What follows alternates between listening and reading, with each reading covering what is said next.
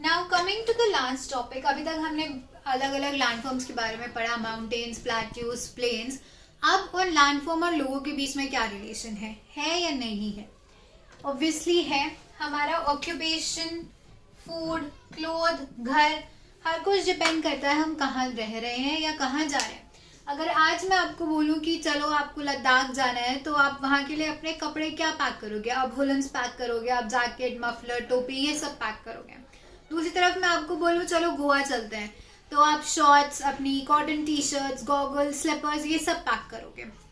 दूसरी तरफ दूसरी तरफ अगर मैं आपको बोलूँ कि एक इंसान, a person is living in Bombay and he wants to do that, I my occupation should be adventure sports, लेकिन एडवेंचर स्पोर्ट्स में उसे वाटर स्पोर्ट नहीं करा, he wants to do skiing. अब स्कीइंग तो पहाड़ों में हो सकती है, so what will he do? He can not do skiing. On a second hand, a person living in Nainital wants to say कि मुझे तो फिशिंग अपनी ऑक्यूपेशन रखनी है। So a person living in the mountains, Nainital, Mussoorie, Shimla, cannot have an occupation of fishing. ना ही एक Rajasthan desert Jaipur में रहने वाला कह सकता है कि मुझे फिशिंग करनी है। हाँ, वो बॉम्बे वाला जरूर कह सकता है कि मुझे फिशिंग करनी है। सो आपकी ऑक्यूपेशन हो, आपका फूड हो, आपके कपड़े हो या आपके घर हो। फॉर एग्जाम्पल माउंटेन एरियाज में जो घर होते हैं वहां पे लोगों के घर स्लांटिंग होते हैं। स्लांटिंग क्यों होते हैं? ताकि ऊपर अगर उनकी छतों पे बर्फ गिर रही आ रही है तो वो वहां पे ठहरे ना और स्लोप से स्लिप हो जाए नीचे। दूसरी तरफ जो लोग जो कि फ्लड एरियाज में रहते हैं, जहाँ पे जैसे केरला, बिहार है, जहाँ पे हर साल बहुत सारे फ्लड्स आते हैं, तो वहाँ के लोग अपना घर जो है एक ऊंचे स्टिल्स पे बनाते हैं या ऊंचे एरियाज पे बनाते हैं, ताकि जब बारिश हो या पानी इकट्ठा हो तो उनके घरों में पानी ना भरे। हम बाहर के जब घर देखते हैं इंटरनेशनल मूवीज में, अगर आप ट्रैवल करते हो तो बाहर जो घर है या इवन जम्मू कश्मीर में एरिया, लद्दाख में जो घर है वो वुड के बने होते हैं, बिकॉज वो उस क्लाइमेट को सूट करते हैं। So everywhere landform is related, चाहे आपका ऑक्यूपेशन हो, चाहे आपका फूड हो, चाहे आपका घर हो, लैंडफॉर्म हर एक चीज को इफेक्ट करता है। लैंडफॉर्म्स चेंज भी होते हैं। कैसे चेंज होते हैं? हमारे नेचुरल डिजास्टर से चेंज होते हैं।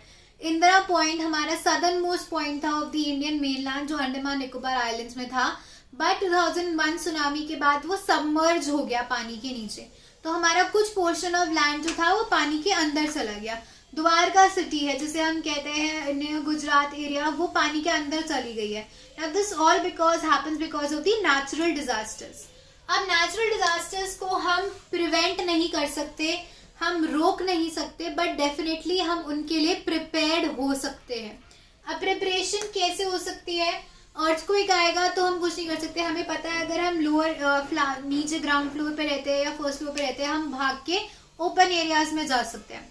अगर हम हाई राइज बिल्डिंग में रहते हैं तो हमें याद रखना चाहिए कि हमें लिफ्ट्स नहीं लेनी, we should be coming down from the stairs. और अगर अर्थक्वेक बहुत ज्यादा है तो हमें शेल्टर लेनी चाहिए, बेड के नीचे, टेबल के नीचे या कॉर्नर्स में। हमें शीशे से या कोई भी ऐसी चीजें जो गिर सकती है उनसे दूर रहना चाहिए, ताकि हमारे ऊपर वो गिर ना जाए।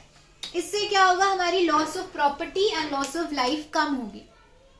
कुछ ऐसे लोग हैं जो फ्लड प्रोन एरियाज में रहते हैं, जहाँ पे बहुत ज्यादा फ्लड आता है, तो वो अपने लिए एक इमरजेंसी किट प्रिपेयर करके रख सकते हैं, जिसमें रोप हो, टॉर्च हो, एक्स्ट्रा बैटरीज हो, थोड़ा सा ड्राई राशन हो, salt, sugar, glucose, biscuits, chips, ये सब हो, ताकि इमरजेंसी में वो उसका यूज कर सकते हैं। अगर हो सकता है तो इन्फ्लेटेबल बोट हो। उससे हमारे loss of life and loss of property है जो कम हो जाएगा।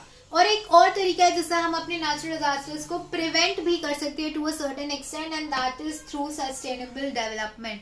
हमें ये याद रखना चाहिए कि हमारे पास रिसोर्सेज अबंडेंस में नहीं है। At the end of the day वो खत्म हो ही जाएंगे। We should be using them judiciously. अब अगर मैं एक बड़ा जग पानी का भर के लाती हूँ और यहाँ पे 50 बच्चे बैठे हैं, उसमें से पहले 10 ने पूरा पूरा ग्लास भर लिया, उसके आगे ने 3/4 भर लिया, उनके आगे ने हाफ भर लिया, तो लास्ट तक के बच्चों के पास एक एक ड्रॉप भी नहीं बचेगा।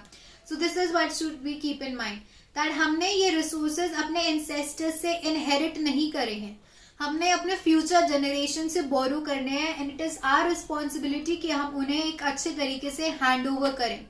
ऐसा ना हो जैसे हमने कोई स्पीशीज ऑफ एनिमल्स नहीं देखी, हमने नहीं देखे बहुत सारी चीजें, तो आने वाले जनरेशन्स के पास ये सब कुछ बचे ही ना। So the key is called as the sustainable development, कि हम इस तरीके से डेवलप करें कि हम अपने आने वाली जनरेशन्स को भी ये सब दे सके. एंड इसी को नजर रखते हुए Indian government has started the Swachh Bharat mission, which is basically providing a clean environment, healthy body, healthy mind, healthy environment. तो एयर हो, वाटर हो, लैंड हो, it should be clean and should be providing them with a hygienic environment. So with this we have come to the end of the chapter of the major landforms of the earth, and I hope it was clear to all of you. If you liked, if you understood, or if you even have any queries, you can leave it in the comment sections. If you want certain chapters or certain topics to be discussed in details, you can leave it that over here. And if you liked it, you can like and subscribe to the channel and keep following over here for more such contents related to social science. Thank you.